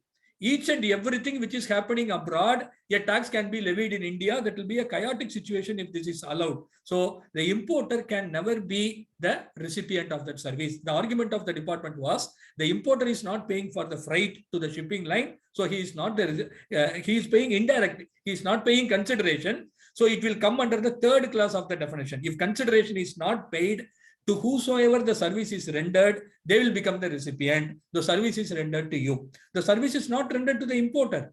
There is no privity of contract between the importer and the shipping line. It is happening between two foreign persons. So all these have been argued, and some more arguments are left by the government to be made on 11th January. So hopefully the way the things are going forward, we feel that we may be getting a favorable decision. Anyway, we can't predict anything, the court outcome. So far it has gone well. Let us see. Yes, so as a rejoinder to this discussion, I would just like to ask that we are having this query that since I have already paid the RCM on the ocean freight, but I cannot avail the ITC. Yes. So is it a good opportunity to go for the refund application? Definitely. Because I get time bar. Subject to time limit, refund claims can be filed. And one more thing, it should not have been passed on. It should not have been passed on either directly or indirectly. Unjust enrichment is a very difficult concept to cross. So they should have kept this amount as a deposit with the government in their books of account. Subject to that, refund claims can be filed. And sir, with respect to transportation, they have done one more damage. They have worded 12(8), where both the parties are Indian entity, but what they have made is the destination will be the place of supply. Yes. In case I'm exporting, the destination become the foreign country, and when I'm filing the return in my 3B, that credit is not allowed, because the place of supply of the place of registration and the place of supply are two different aspects in that. No, for that there is a provision under Rule 4243. They have specifically allowed the credit. Even under service tax also, Sedgwick credit rule, there is a provision. If you are doing export transportation for an Indian exporter, then under service tax, it is not at all leviable to service tax, because the place of supply is outside India. It is not at all liable to the levy. So obviously, Sedgwick credit cannot be taken. For that, they amended the Sedgwick credit rules. They specifically allowed for such a transaction, credit is eligible. This amendment was also done in 2016 when they levied the tax on importation. Now coming to GST regime, if you see section 7(5)(a) of IGST Act, if the supplier of the service is in India and the place of supply is outside India, it becomes an interstate supply. Correct. It becomes an interstate supply. Once it is an interstate supply, IGST is leviable. So if an Indian exporter is engaging an Indian shipping line for export of goods, that is liable to IGST as of now. For that, they are given an ad hoc exemption, which was extended from time to time. In 17, they gave up to 30th September 2018, and now they have extended it up to 2022. But credit is protected. The credit for that particular activity is protected. Under Rule 42, there is an explanation which says the value of exempted supply will not include this particular transaction. So credit is protected. No, I'm just saying, sir, when I file the return on the portal, whenever on portal, I'm showing it that place of supply, other territory, that credit is not eligible because other territory I'm not allowed. For IGST, the place of supply and my place of registration has to be the same state. This is the portal related issue. Portal which is- restriction. Okay. You Yes. mean that the exporter is not able to take the credit? Yes, sir. Okay. Okay. Okay. Yes, because I am not able to take the credit because the place of supply shows the other territory that is outside India, and my place of registration will be within India. But will that appear in your 2A? Will that particular tax paid by the That shipping will line? appear in my that will appear in my 2A, but my portal myself does not allow that. So I Oh. don't know whether it will be appearing in my 2A or no. But no, it will be appearing in It my is 2A. But appearing. again, place of supply, other territory. So So there is that's a again, restriction. there's a fine difference between GST law and GSTN law. Yeah. Yes. And most of the times the second one is supreme. Yes, because what I felt was they wanted to make a equivalence to 12.8 and 13.8, where the Hmm. transportation has been out of the ambit and that has been treated as an ocean freight and that has been exempted. But making that correction, they have made another blunder. So thank you, ma'am, and thank you, sir, for, we have just stuck to our time of discussion as we had discussed that we'll be having a discussion for about 1 hour, 5 minutes. So we had just had that only. So we have 20 minutes plus for the question and answer session. And we have in fact received some wonderful questions Yeah. also. So I'll just go straight away to the first query. So the first query is from Mr. Keshav and Mr. Keshava. His query is whether refund claim of 1718 and 1819 can be claimed now on the basis of extension order of Supreme Court. Yeah, if So- it is an export related refund or going by the old provision of rule E for the class E of relevant date, the time limit was available up to 31/3/2020. So the benefit of the Supreme Court judgment is available from 15/3/2020. So reading the Supreme Court's order along with the Madras High Court order, whatever refund that has not been filed even for 1718, definitely it can be filed till December end. Thank you, sir. So for the next question, whether refund of ITC can be claimed if ITC is not reported in GSTR 3B but availed in the books. So ma'am, over to you for your views. What should I say? Should I quote section 16 subsection 4 or should I quote Bharti Airtel? Because the Supreme Court says my books are the primary source of information, and I also feel the word in section 16 subsection 4 is take, not availed, because availability and eligibility has been decided by 16.2, which is again a non-obstante subsection which says notwithstanding. So now when there is a contradictory between two subsections, then what should be the benefit? What should be one which should be prevailing? So there is again two different thoughts, and I don't know whether Sabir agree with me or no, but I feel that 16.4 is like something where it is only talking about taking, and GSTR 3B now, no doubt it is a return, but it was just a challan that was implemented like a challan just for the facilitation of the payment. There is no other mechanism. So in case there is some mistake or some bona fide mistake where I have not taken the credit, because many people have thought 16 like 3B is not a return.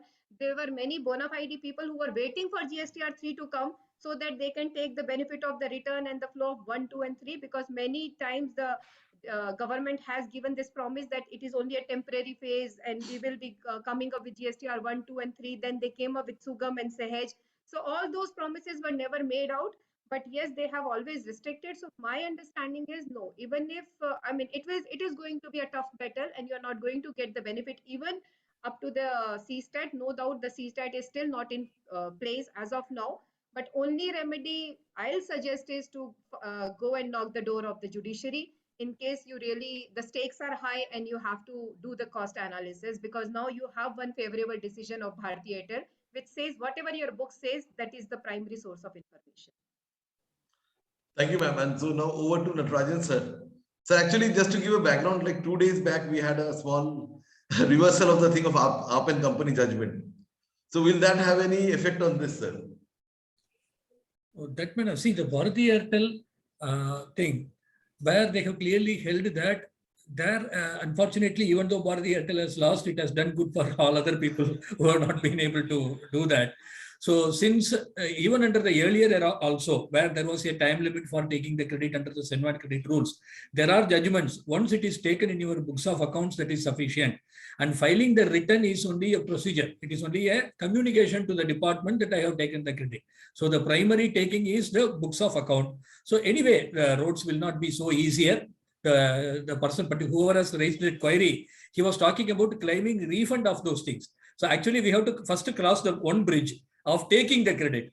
So we have to first take the credit and justify that it is not hit by section 16(4). So that is one hurdle which we have to cross. After that, the question of claiming the refund comes. So it is going to be a double jeopardy. Yes, sir. I understand law a very little bit, but still my understanding is section 35 is there in the law, which give a list of books.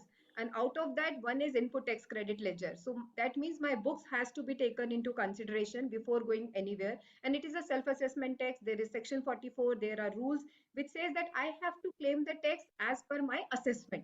So I think 16.2 should be prevailing over 16.4. This is my little understanding, sir. Thank you. Actually, it's wonderful to have both the perspectives, from the revenue perspective as well as taxpayer perspective, so we can plan the, strategy ahead.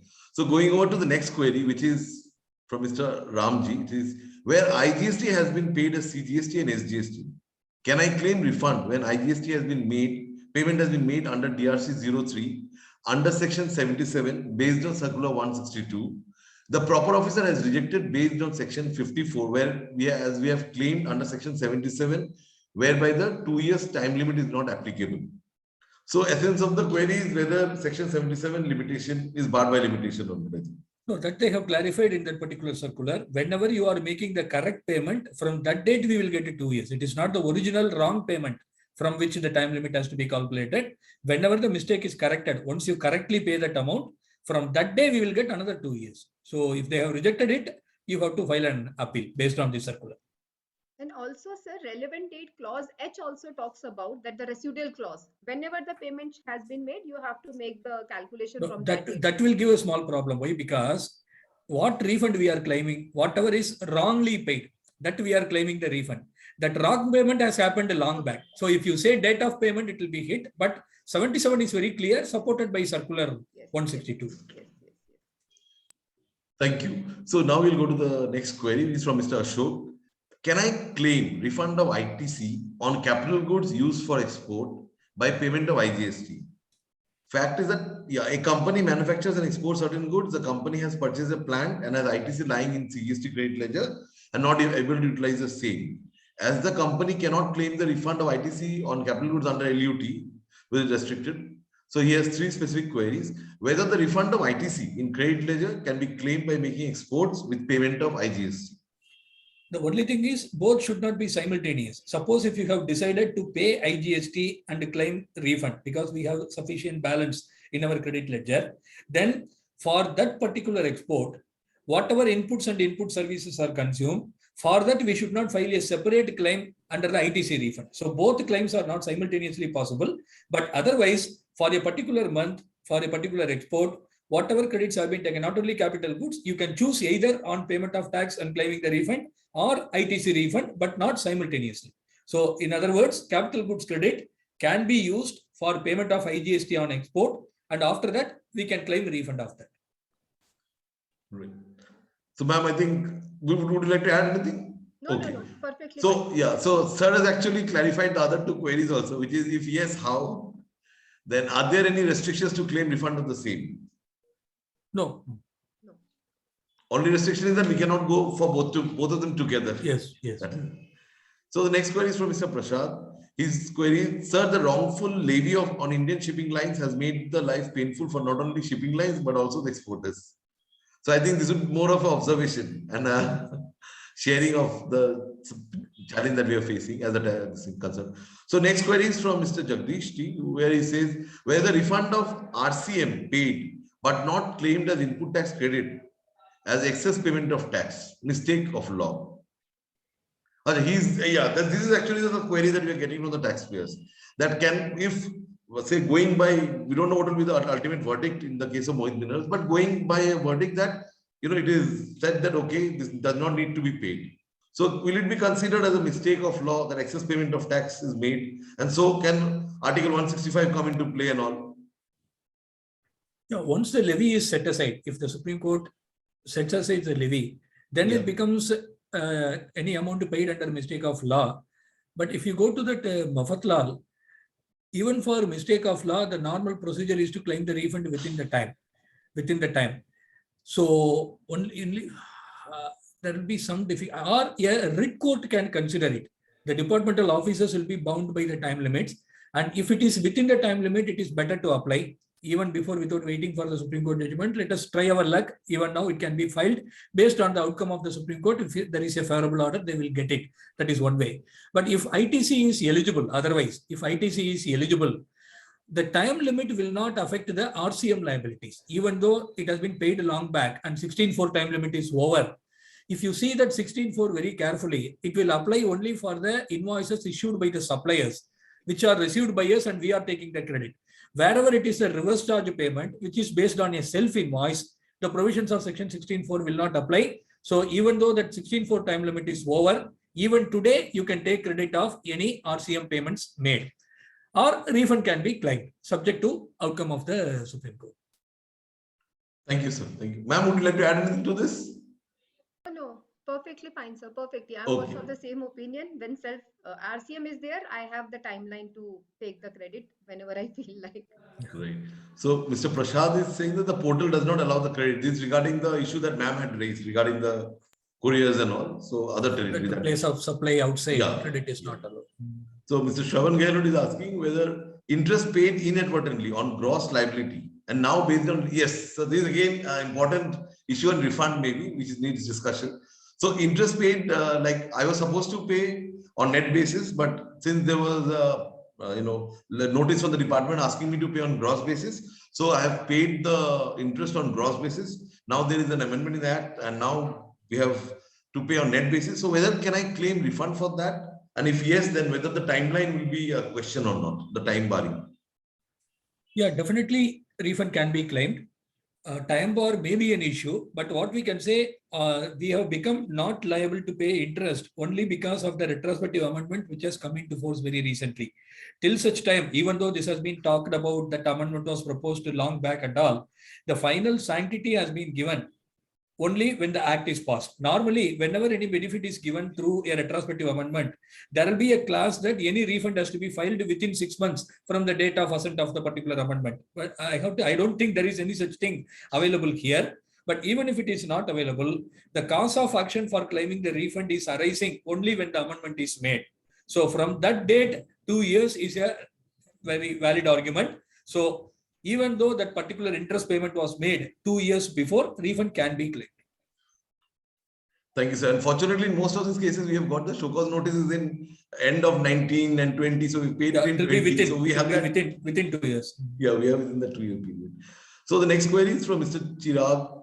Next query is from Mr. Chirag Jain, who is asking, what is the relevant date of refund for SEZ supply of goods with payment of tax? I think we had an elaborate discussion, but maybe, yeah, we can have a revision of that, sir. Yeah. That is, SEZ, there is no specific clause available. So it will be better to go by the residual clause, that is date of payment of the tax, that we can take. We can also argue that if it is supply of goods, A will prevail, and if it is supply of goods, B, supply of services, B will prevail. But mostly, since this has not been specifically covered, the residual clause will apply. The date of payment of tax will be a safe option. Thank you, sir. Thank you. So, ma'am, would you like to add anything to this? No, nothing to this. Nothing to this, was just I wanted to highlight two things. One is circular 135. One is notification 16/20, whereby they are imposing new restrictions. 1.5 times of the domestic price. Then whatever is available in GSTR 2A, only that refund on those invoice only the refund will be eligible. Then there may be period when my invoice was there, but I was not able to avail the credit by of any reason. And if I'm availing it today, so they are asking why the prior period invoice is being availed today. So these are the few hiccups that we all are facing when we are filing the refund application. So I mean, 1.5 times is totally absurd kind of situation. I'll put this question to Natarajan sir also, sir. How can they decide what pricing I have to fix for my supplies? I mean, I have the fundamental right to conduct my business, and I am the one who has to decide what price I have to conduct my business for. So they cannot put any such restriction, but they have put this restriction, and everybody is forced to give this declaration, and above that, now they're asking this declaration to be signed by a chartered accountant. So how that poor chartered accountant is eligible to sign something that yes, this is the price of a domestic procured goods? I mean, how come I know for what you are giving me the data? So all these kind of things that they are coming forth. So I don't think so, sir. The law has the power to give them this power to put new condition. Wherever the word rule has been prescribed, that only means the procedure or some kind of procedure aspect or the provisions that has to be there. But there cannot be new limitations or there cannot be new restriction by way of rules or by way of notifications or circular with respect to my statutory statute where the law or where the right has been awarded to me. So I really fail to understand. If they don't want to give refund, please come forward and say that we don't want to give you refund. But don't put all these kind of nonsense barrier which are really absurd in their in their individuality itself. The moment they are being invoked, I don't know from where these new ideas are coming up in their mind. See, the problem is, it is a fact that lot of frauds are coming out nowadays. It is not that frauds have increased after GST. Frauds are always there, but because of the technology and information technology, they are able to find it out immediately. But the problem is that fraud, that segment may constitute around 5% or 10% of the people. The remaining 90% or majority of the people are law abiding. So an ideal law should be made for a honest person, and fraudster should be dealt with separately. So that should be the ideal approach. But unfortunately, what is happening is the law itself is made only keeping in mind the fraudsters. So that is the reason, whether it is 36.4 or whether it is 86B, this is the answer. So 86B will apply for everybody. Section 83 will apply for everybody. So the problem is, the basic fundamental problem here is the entire law is framed keeping in mind those segment of people who are committing the fraud. This approach is wrong. You take into account that 90% of the people are law abiding, or at least 80% of the people are law abiding. Make the law for them so that they will feel very easy. Their life will be very, very easy. And there will always be some 10 to 20% people. You deal with them separately. You have all harsh measures, your investigation, everything, address it separately. But unfortunately, what is happening is law itself is made only for the fraudsters. So that is the basic problem which we are facing now. Right, you rightly pointed, and I think ma'am has raised a very relevant point about this 1.5 time restriction. And Yes. the challenging part is like kind, like quality, which Yes. is again a very challenging part. So maybe this is again another area of refund that we had required discussion, and it came up during the discussion we had right now. So now going back to the queries, it's about Mr. Deepak Thakur has asked if RCM on ocean freight for 17-18 is paid in 22, then whether ITC to be claimed in 22 or claim refund. That's what the 16.4 time limit will not apply for RCM payments. If you read it very carefully, maybe I don't have time to explain what is the basic and all that, because if you go through the provisions of 16.4 along with the section 31 invoice, it is only the supplier's invoice. If I am purchasing from somebody with an invoice, I have to take credit within next September for that invoice. This restriction will not apply for RCM. So 17-18, if you have not paid any tax under RCM, you can pay now and you can take the credit also. I'm not saying the department will keep quiet. They may dispute it, but legally it is not sustainable. Time limit cannot be applicable for RCM payments, for taking credit. Thank you, sir. Thank you.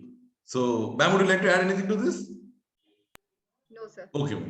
So while we are in between questions, I would just like to give a general disclaimer that we normally give before the session starts, but I just forgot to give it. But since it's a custom, I would like to give that general disclaimer. Whatever views are expressed by the learned speakers today or by myself, it is in our personal capacity. Neither our organization nor CGPI is endorsing these views. We are giving all these views in our personal capacity as a basis of knowledge sharing only. This does not have any legal validation. For that, it would again need to be, you can get it legally validated through a legal resource once again. This is just for knowledge sharing. Thank you very much. This is standard disclosure that we give at the beginning, but I forgot to give it. Even the government gives, and even in the education guidance, they have given that. Yes, sir. Yeah, I think since that we have to give it. So now going back to Mr. Shravan's question, whether SEZ can claim refund for exports made by them. Yeah, again, sir, this is again a very important thing. So this is also happening that department is rejecting refund, stating that ITC cannot be availed by SEZ and DTA is only eligible to take refund for supplies made to SEZ. So does this have a legal backing, sir? Madam, can you help on this? Yes, sir. No, sir, it does not have any legal backing because section 54(1) says any person. So any person is eligible. So SEZ does not have a differentiation between any person and an SEZ. Secondly, there was a complete mistake from the end of the department or from the end of the GSTN only when initially they were migrated. They were migrated as a normal taxpayer. They don't had any such kind of category for SEZ.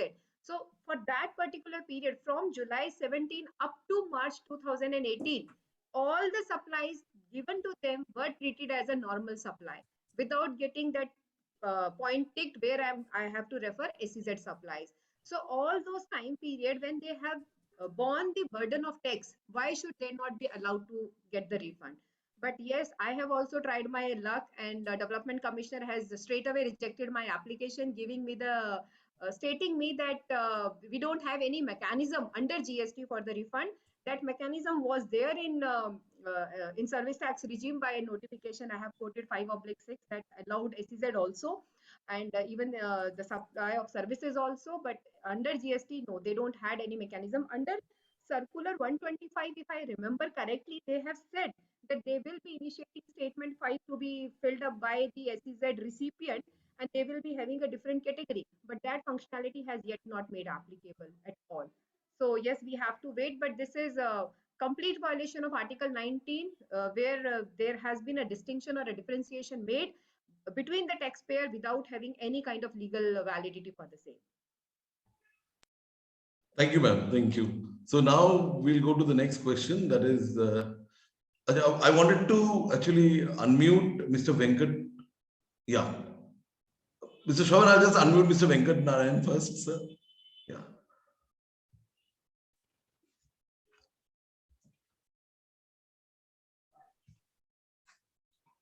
Sir, please unmute yourself. Yes. Yeah. Good evening, sir. Thanks for unmuting and giving me the opportunity to interact with Natarajan sir and Archana ma'am. Sir, in particular, EOU are not supposed to go for 9610, sir. That with payment of tax, they are not supposed to go the restriction because of the rule restriction. But however, in one of the case, they went and claimed the refund also on capital goods, especially normal course they are not allowed. See, there are two situations. First of all, they should not go. But even in the without payment of tax, they claimed they included capital goods. Now they issued the notice and all. Then for capital goods alone, they can quantify and they can reverse the DRC 03. They can raise and they can make the payment. But the problem is that if it is not debited, it was there in the ECL, that is electronic rate ledger. Now how to get back that amount, sir?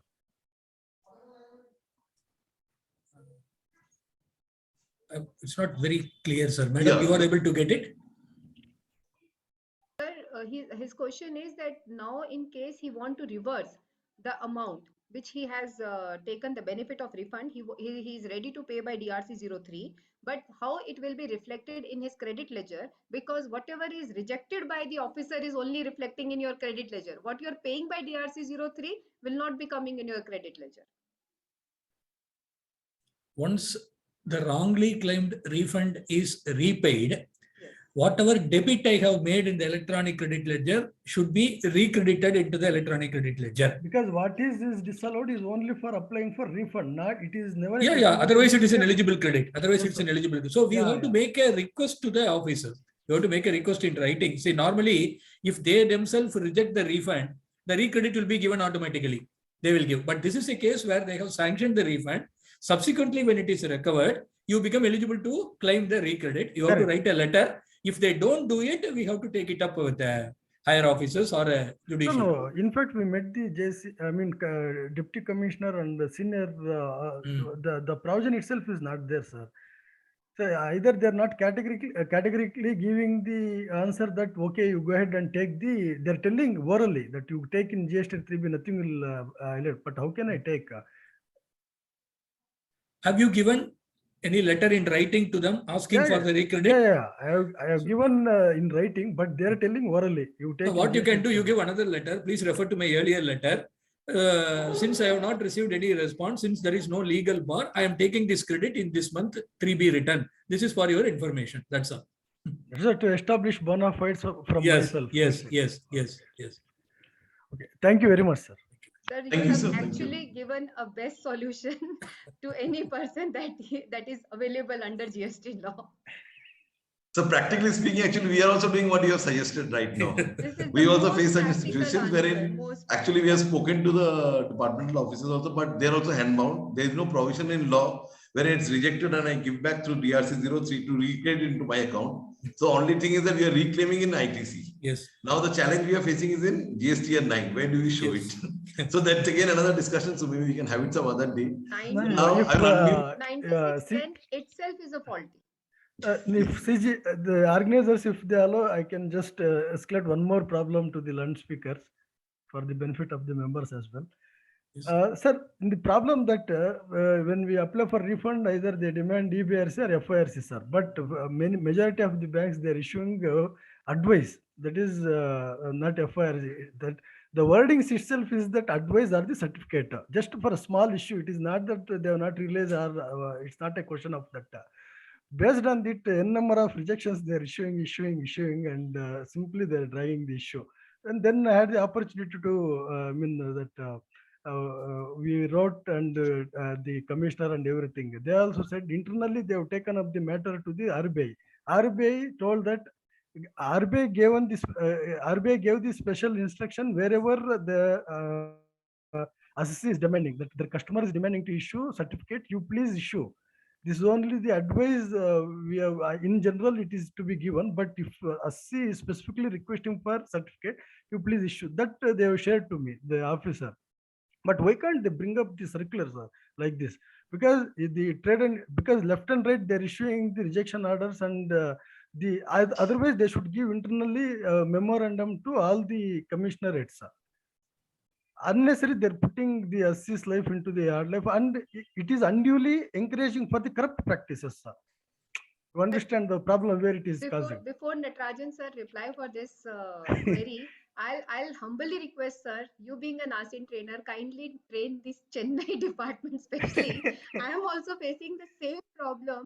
I have quoted the master circular issued by RBI, where they have categorically said that now onwards the certificate will only be issued in certain specified cases. Otherwise, it will be advice only. But they have outrightly rejected, saying though no, because 125 have mentioned FIRC, so we need FIRC. Sir, problem is that the circulars have become the Bible for them, sir. Seriously, sir. Circular is nowhere. Either is, it's not in the law and it should not be considered at all, in my view. It's my humble view. But the circular is, they're referring like in Bhagavad Gita, like Bible, and the circular, they will keep it for everything. And Sir, yeah. Sorry to interrupt you, yeah, sir. Okay, sir. Yeah, but since we have around 18 more queries, so I think, and sir and This is a madam, we also matter to have. be represented. This is a matter to be represented Yes. to the board. Yes, sir. Actually, I this is a trained- pan-India I issue which trained. we are facing on this. So the next question is from Mr. Venkatesh Shinoy, who is saying that whether it is suggested to pay back to the government refund received with respect to inverted duty structure for input service. So again, yeah, this is one of the important questions that in one of my clients' case also, who is into footwear, by mistake in the initial days, they have got the refund on input service also. So now what would be the stance on that? Since now we have already come with the VKC judgment and all. So what do we do then? I think It is better. Otherwise, interest liability is also increasing day by day, 18%. So better to repay. okay. And since it's a confirmed view, ma'am, I will not go to you, I think. So next is from Mr. Vikesh Doshi, who is asking, want to know the remedy available to substantiate that export price is well below 150% of sales price for domestic supply. So since we had the discussion right now, as sir has rightly pointed out, माने चोरी एक करता है, but पकड़े सब जाते हैं. So it is like that, you know. So we'll have to live with it until, you know, there is a representation and changes coming in. We can't maybe. So next we have from Ms. Sujata Rangnekar. Ma'am is asking about payment of RCM made late, that is beyond due date of September return in the succeeding year. Can the taxpayer claim ITC of such RCM paid late? Yes, that's what we have told several times. it is possible the time limit is not applicable for reverse charge. In fact, I have written an article also on this. You can find it out in the net. So how it is justified. So time limit will not apply for RCM. Thank you, sir. Thank you. Next, we have Mr. Keshava, who's whether wrong reversal of input tax credit through DRC 03 in cash can be considered as excess payment of tax, and refund of the same can be claimed after 2 years. Yes, sir. This is again an interesting case which we have got recently. A client who, by mistake during the GST audit, they have done a wrong calculation of Rule 42 and 43. The GST auditor was doing, and they have paid certain amounts through DRC 03 in cash. So now, when they are getting it vetted through another professional, they saw that that amount was wrongly paid. So now this is the query that they also have, that whether they can apply for refund because the tax is paid wrongly, or the ITC is reversed wrongly in the DRC 03. So I feel instead of claiming it as a refund, they can take back the credit, because originally it was a credit which was taken, and by some mistaken belief, it was reversed. Actually, I should have reversed only 1 lakh. I have reversed 2 lakhs. So the original credit has been taken rightly within the time limit. So what has happened is only a wrong reversal, which can be taken as a recredit. Definitely, if you apply as a refund, they will not give the refund. So I think taking recredit is a better option. What do you say, madam? Yes, sir. And they have also clarified, the department has also clarified, in case some mistake has been done, like you have shown something in 31B instead of 31A, you can adjust yourself in your next current month, where because now refund will not be possible, so you can adjust by your own. So they have also clarified. Thank you, ma'am. Thank you, sir. So now, Mr. Shravan, can I unmute you? You wanted to ask, you had raised your hand.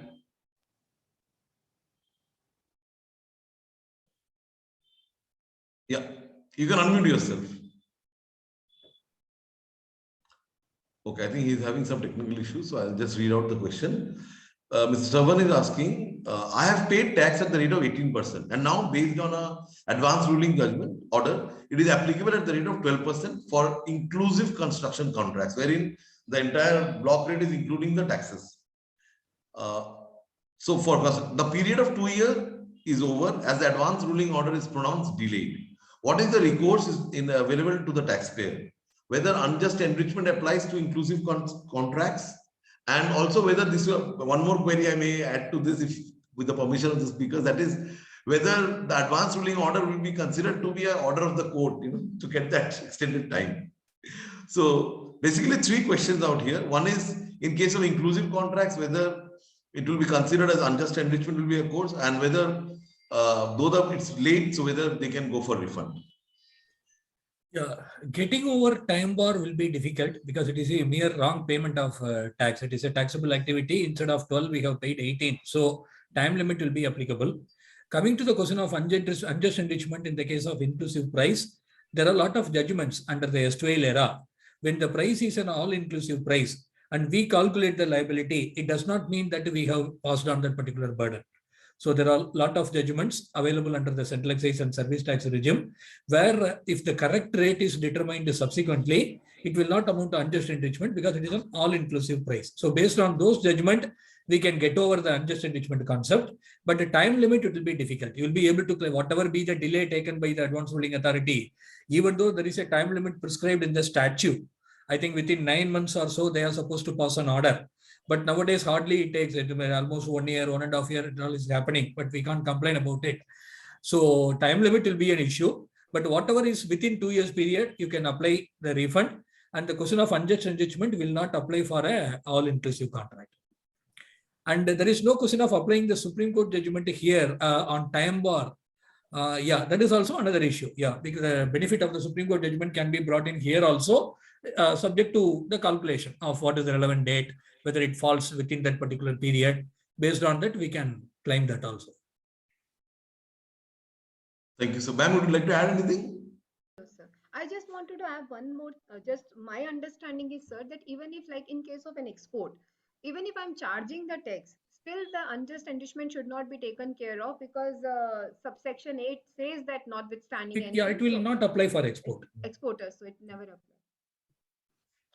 So now Mr. Vikesh Doshi is asking that we have already shared the view that if RCM is paid on a late delayed basis, 16.4 will not be attracted. Now his question is that if I've paid RCM on a delayed basis, I've availed the credit, can I go for a refund where it is eligible for refund? Where do you want to go? Anyway, credit has been taken. So maybe there is an accumulation. You are not able to use the credit.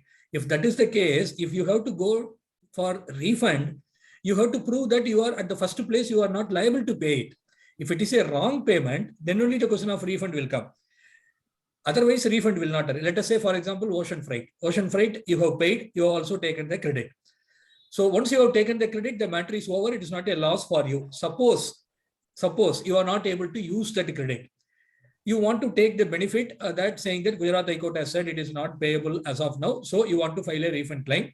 If you file the refund claim, you have to reverse the credit. Whatever credit you have taken, you have to reverse and then claim the refund. But otherwise, if the credit is already taken and if it is possible for you to use the credit, you need not go for the refund. But for the basic line is only when it is a wrong payment, which is not required to be paid, but you have paid, then only the question of refund comes. Ma'am, your view? Otherwise, don't dare to go and Yeah, put yeah. the bell in the cat's neck. It is. In fact, here I would like to share one interesting anecdote very shortly. For one of such refunds wherein the tax was paid delayed and the client had gone for refund, now they are having a demand order because they have gone into other aspects also. So going to next question from from CA Srikant, he's asking transitional credits of EC and KKC. So Education Cess and Krishi Kalyan Cess was availed in GST. And then in departmental audit, the proper officer got it reversed. Can it be re-availed now? Madam, you want to say? My little understanding was that it was always available because it was always sendable. Only the restriction was with respect to the usage of that particular credit. But then they made retrospective amendment and everything. And now the High Court has said, now it has been settled that yes, now KKC and EC is available. So, and as far as I'm concerned, see the provision with respect to GST is that there is a provision, Rule 37, which says the time limit of 16.4 will not be applicable whenever there is a reclaim of credit. But that is a reclaim of credit under this statute. But this is something which was under prior statute, like service tax regime. So now the fate has to be understood because now I have only one cognizance to take is that because I was not able to use that time of time at that point of time because of the interpretational issue. So now my credit should be there. I should be allowed to reclaim the credit, but how smooth the journey will be, I'm really doubtful for that. See, from the query, it seems that they have already taken the credit as transitional credit. Subsequently, they reversed. So since it is only a question of subsequent reversal and original availment has already been done within the time limit, if you want to take it back, definitely it can be taken back. As of now, we have the Bombay High Court decision in the case of Godrej and Boyce, which is in our favor. But going by the determination with which the government is dealing with this issue, with so many retrospective amendments, mistakes and all that, so again, they may come out with another retrospective amendment to say that. So subject to that risk, you can take it. So Mr. Prashad is asking that, my question is that transition credit, which was not allowed to be carried forward, and we have paid it back to the department, can it be refunded? I will give it by way of an example. Say there will be a lot of issues. So because the transitional, when such a reform takes place, nobody can predict what are all the possible situations that may emerge. So all subsections 1, 2, 3, 4 of under section 140, they deal with some specific situations. We have a lot more situations which are not covered. So one particular situation I will give. There is a reverse charge tax liability under service tax, which I was liable to pay, but I have not paid it. Subsequently, it was pointed out during the audit, I have paid it, but by the time limit for revising my ER1 return or ST3 return was already over. The time limit for filing the TRAN 1, that was also over. So in such cases, this tax is eligible for credit. Had you paid before 30/6/2017, it was an eligible credit. That whatever is eligible under the erstwhile CENVAN credit rules, that is protected by the saving provision. Section 38A of the Central Excise Act, any rights which are accrued, that is protected. Here, whether the right is accrued, the service has been received, or the goods have been received, only the tax payment is delayed, which is compensated by payment of interest. So it is a vested right. So if you are not allowing it as a transitional credit, it should have been allowed as a refund claim. We have filed several writ petitions in the Madras High Court also, those are pending. So we can claim a refund. So one new interesting thing now department has started saying is under 140 subsection 1, they says that in case you have revised the return and in case of any increase in that credit, they will not allow that increase because they have some internal circular and all that in case of revision, you will not be allowed. Only whatever originally you have filed, you have to take that. But as per wording are concerned, they have Yes. only worded the word return only. So all these new ideas are coming after thought of the applications. Thank you, ma'am. Thank you, sir. So now going to the next query, wherein it's again, sir, another interesting query in relation to refund is concerned, because there is a myth about this particular area, whereas a works contractor is providing works contract service to government, which is taxable at 12%, or most of his inputs are taxable at 18% or 28% because he's purchasing cement also. So in this case, whether he can go for a refund under inverted duty structure. So that is his question. He can see there are two issues. I may be a supplier of goods or I may be a supplier of services. Both are eligible to claim inverted rate refund. So I may be a supplier of service, even then I'm eligible. But the quantum of refund, they will take into account only the credit accumulating on account of input and not input services. So coming to your example, you are a service provider, supplier of service, you are eligible to claim, but you have input credits, you also have input services credit. So the accumulation is happening on account of both. But in the refund formula calculation, they will take into account only the credit taken on inputs like cement, steel and all. The input service credit will not be taken into account. So there is a minor difference. Just because VKC Footsteps had said that input service is not eligible for inverted refund, that does not mean a service supplier is not eligible to claim inverted rate. These are two different issues. As a service provider, works contract service provider, you are also eligible to claim inverted rate structure, but your refund will be limited to the credit earned on inputs and not on input services. Thank you, sir. Next query is, can we reverse GST on our sales return from customer after September to the FY in which goods are sold, as customer is reversing his GST on get refund? Basically, I have sold the goods, but I have not issued the credit note, or I have not shown it in my September return. So after September, can I actually apply for refunds instead of going for issuing a credit note? No, instead of giving a GST credit note, you give a financial credit note only for the value. Let the tax paid by you remain as it is, and he will also take the credit and enjoy the credit. If at all you have to give any discount, you give it only for the value portion without the GST component. That can be done. Otherwise, giving a GST credit note and claiming refund at your end, his reversal and all will not be possible because of the time limit prescribed under section 34, I think. Yeah. Yes. So we'll go to the next query. Since we are running short of time, ma'am, I'm not going to you for all the queries. So I'm just, yeah. So, sir, can we get IGST credit or refund of IGST paid on imported goods and returning it due to defectiveness? Yes, this is again another area of which is customs and GST bounded together. It may not be directly an IGST refund. Maybe since you are exporting it back, drawback also is not taken into account. This way it can be done. See, you have imported certain goods. You have paid IGST. You are eligible to take ITC. You have taken ITC. When you are exporting the same goods, you are eligible to claim ITC credit under section 54(3). So we need not even break our head much on it, even though the query was little puzzling in the beginning. It is simple. You have imported the goods, you have taken credit. Subsequently, when you export, under section 54, you are eligible for claiming refund. So you can claim. Right, I think that's an easier way of putting into perspective the thing. Maybe basic customs duty, you may not be eligible to claim. That will become a cost, but IGST you can claim. For that, you can go for drawback. For the BCD portion, you can claim it under drawback. And maybe they have claimed also. Okay, so and next query is from Aruna V. Under what provisions can suo motu credit be taken in GSTR 3B in case of payment of erroneous refund under DRC 03? I think we had... In relation to the earlier answer, Yeah, I think. For taking suo moto, we don't need any provision. In fact, there are judgments also, including one by Madras High Court, one ICMC Corporation. If any credit is wrongly reversed, whether suo moto credit can be taken or not. There are a lot of judgments, suo moto credit can be taken. So that is the legal position. Thank you, sir. So, and Mr. Shrikant, if you could say about which particular issue, then maybe the citation could be shared. So, Ms. Rupa Gami is sharing where there is import of services and RCM is paid. However, credit of RCM cannot be utilized. Whether refund of can be taken of such RCM. Madam, would you like to? Yeah. Only in case of zero rated supply or export of goods or services, but not under inverted duty structure. So rest all you are eligible, only under inverted duty structure you are not eligible. So that is the only restriction. Okay.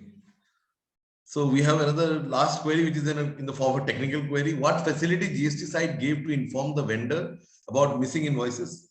Sir, I would like to take this opportunity to answer this. It's the communication channel which is there. There is a link for communication wherein we have to go and we have to put the invoice number and the GST, and we have to select the GST of the vendor, and we have to share that this particular invoice is not reflecting in my 2B. So kindly file it. What is the advantage of this? When you get a notice saying that your vendor registration is cancelled and you are not eligible for this credit, then you have a proof to show that you are a bona fide recipient of the goods, and you have actually stated to the vendor that he has not shown the invoices. So, ma'am, you would like to add anything to this? Sir, this whole mess of bona fide 2A, 2B is out of my range. By the way, Calcutta High Court recently had a wonderful judgment on this. Okay, it makes me feel that I have once again become a clerk, doing only reconciliation and nothing else than that. Okay, so we'll go to this will be the last question, because sir and madam, both of them have other preoccupation and we have to wind up by 6. So we'll go for the last question now. What if we have taken GST credit in April 20, in which goods are received? Invoice date is also same month, but vendor shown this invoice in September 21, GST are 1 month. So basically April 20, they have got the goods, but vendor has shown this only in GST 1 of September 21. So I think he's trying to correlate with Rule 36(4). Madam, can you? Sir, my understanding is 16(2)(c) is out of my reach. I don't have any mechanism to see whether the person has paid the taxes or no. So I only see that first 2 conditions are in my hand. 4th condition is still in my hand, that I have to file the return. But 16(2)(c), where it says the tax has been paid by the eligible tax or input tax credit, is beyond my reach. So in this scenario, what he's saying is that I have taken the credit, I have received the goods, I have the invoices, I had taken the benefit of the 2 provision of section 16. Only thing is, it is not being reflected in my 2A. So as far as my little understanding is concerned, so 2A is only a mechanism to just help me, not to put the eligibility of my credit at all. Whatever they have made the amendment of section 16 to by inserting AA, all these things does not have any legal backing, any constitutional backing whatsoever they may be. Moreover, from the query, what I understand, the credit has already been taken. So the question of 16(4) time limit and all will not apply. And subsequently, in September 21 return, the supplier has also filed it. So there should not be any problem. There should not be any problem in that particular example which has been given. So the problem is that when it is being reflected, it is not being reflected in my 2A for the month of April. It will be reflected some other time. And 2B and 2A are 2 different tools. One is dynamic and one is static. So these things are creating a big loop for me, that which credit to be taken. So now we all have one answer, Bharti Airtel. And my daughter sometimes, ma'am, sometimes my daughter is saying that you are still stuck in 2 and 2B. I'm in class 4, I'm studying so much and you are still stuck in 2 and 2B. Because when we discuss, on our phone calls that 2B we match kar lo, nahi to uske alawa we cannot file the 3B and all. So that is how it goes. So thank you very much, sir and madam. It would be, words would not be sufficient to express the deep gratitude that we have on behalf of the CGPI for your presence. And it has been shown from the 27 queries that we have got. I think more than 27 queries. I could see the number at one point at 27. So that is it. And also the wonderful attendance of the participants that we had today, being, one of the last days before GST as it happens. So thank you, ma'am, and thank you, sir, for taking out time for CGPI and for all our members to, share this wonderful, to to have the wonderful deliberation. I would also like to thank all the office bearers. We have Ma'am Sujata Rangnekar with us today. Ma'am, can you unmute yourself, ma'am? Will it be possible?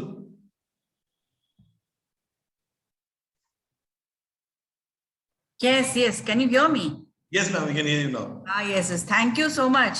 It was nice hearing both of you, Mr. Natarajan and Ms. Archana Jain. Thank you so much. Nice hearing. Thank you, ma'am. Thank you. So, as it is our endeavor that we would like to spread knowledge based on GST, not only theoretical but also practical. So, we had two of the leading thought leaders on GST today, who I'm sure everybody has benefited, just like I have benefited from the entire discussion. And though we had some listed topics on which discussion was supposed to happen, but during the Q&A, a lot of other topics related to refunds have also come out because of the enthusiasm that the participants have shown. So thanks to the participants for their wonderful queries too. And on a parting note, sir and ma'am, your last words on this. Yes, I'll ma'am. just say thank you to CGPI, and honestly, sir, from deep of my heart, I'm really thankful that today I'm able to share the platform with you. It has been really an honor for me, and it has been really a dream come true for me. So I'm looking forward to learn more from you, and I'm a student, and I'll always love to be a student. So thank you once again to all the organizers, and thank you, special thanks to Natarajan sir, that for accepting to share a platform with a newcomer like me. So thank you, sir. He was in fact very happy that you're joining him as a co-panelist. Thank you all the participants, and this is my first session with CGPI, and hopefully definitely will not be lost. So I will always be willing to interact with all the people, and we all are learners because GST is hardly 4 years old, and everybody's knowledge is also 4 years old. Nobody can claim that I am superior and you are superior. It's a learning process.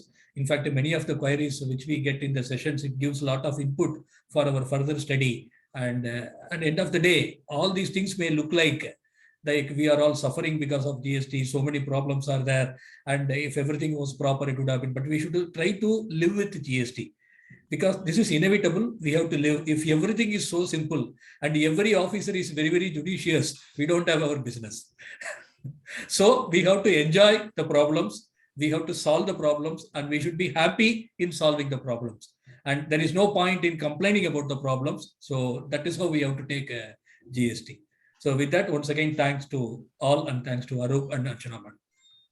Sir, and while leaving, I think there is one small query that we left. That is the citation for the education cess matter. I think that was Godrej Voice you were saying. Godrej Voice, yes. Bombay High Court, yes. Bombay High Court Godrej Voice. I think there was a question from there. So thank you, everyone. And I would also like to thank all the professionals and the senior government officials who have joined us today in this wonderful session by taking out time on a Saturday evening. And thanks to all. And let's keep learning. Let's keep joining all these wonderful sessions. Thanks to Natarajan sir. Thanks to Archana ma'am once again. Thank you very much.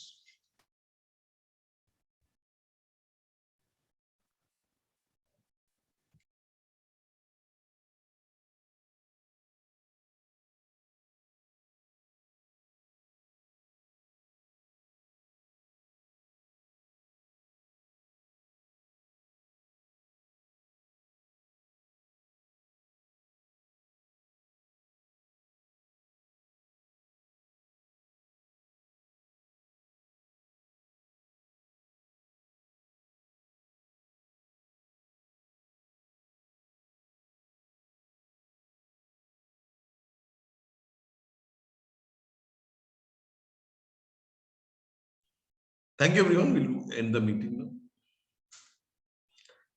Yes, all the participants who have joined, they'll get the recording for this. Maybe within the next 3 to 4 days, you'll get the recording of this particular video. Thank you once again for joining and having complete faith on CGPI. Thank you very much.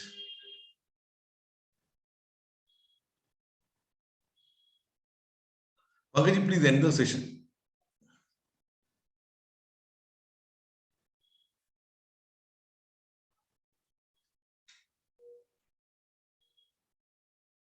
Sir, you'll get it in your mail, for your registered mail, which you have. There's a way that for all the members who have joined today, for all the participants rather, who have joined today, they'll get it in the registered email ID only. So whether you're a member or non-member, it will not matter. But yes, we would always like to request you to become a member so that we get more benefit from your knowledge. Thank you so much. Thank you.